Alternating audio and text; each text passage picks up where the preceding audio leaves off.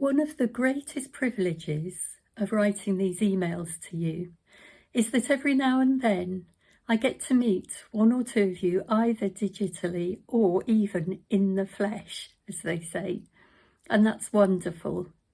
It feels much more like meeting old friends than making new acquaintances.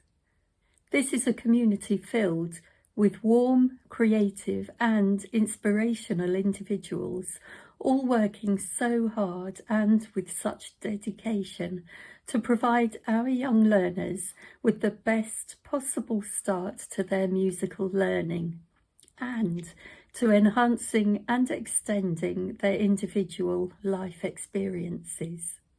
Just as with any group, young or old or anything in between, the Musicbuds community is filled with all kinds of diversity amongst its members.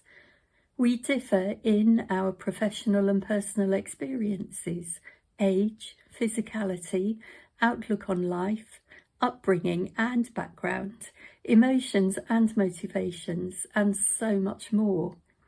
Another important facet is that we differ in the ways in which we absorb, process and understand the information coming towards us, whatever that might be.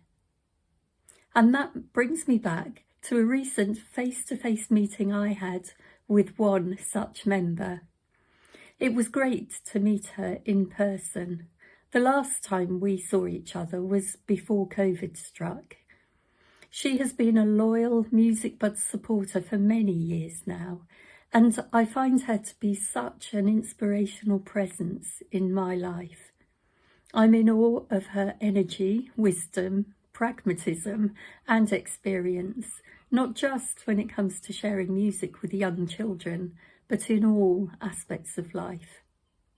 Our conversation covered such a wide range of topics, as conversations with old friends always do. And then we got on to talking about music teaching and specifically the Musicbuds resources.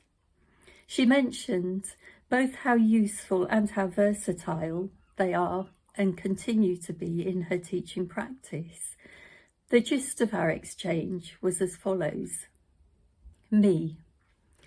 Oh, thank you so much. That's really kind of you to say. Her. You always provide a lot of free and helpful information. Me. Great. Her. And you put so much into your emails. I don't always read them though. Me. Puzzled and a little more slowly.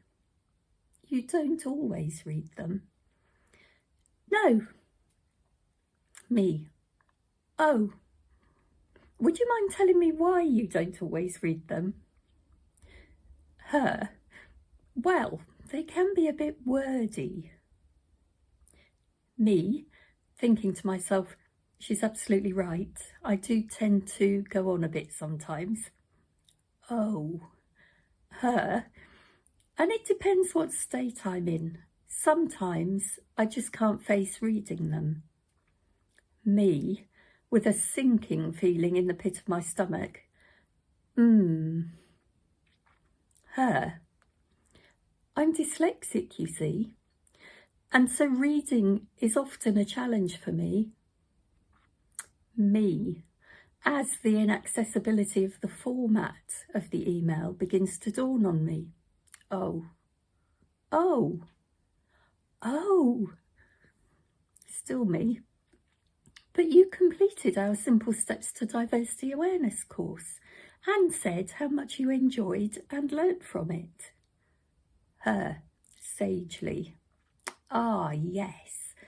But every video slide of that course had you in the corner as a talking head and clear, careful captioning too, so I could follow along easily. At that moment, I realised just how uninclusive these weekly emails were, and I knew I needed to improve their accessibility.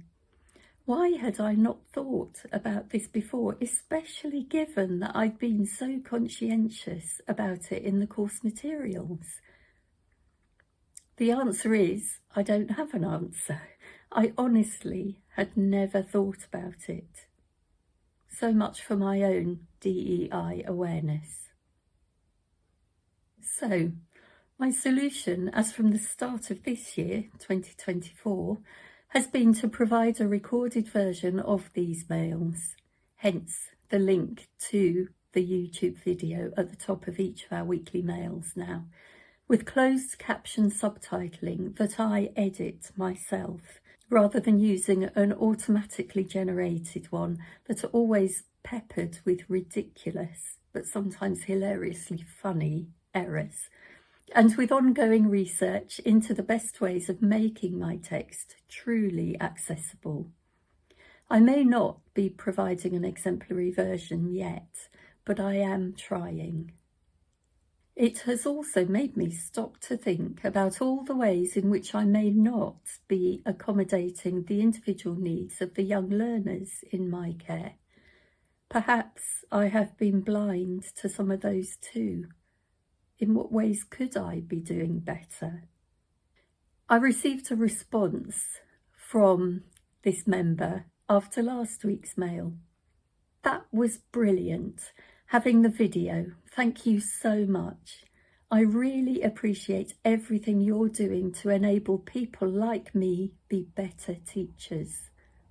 And thank you too, special member, for providing me and the Musicbuds resources with the opportunity to become better versions of our best selves.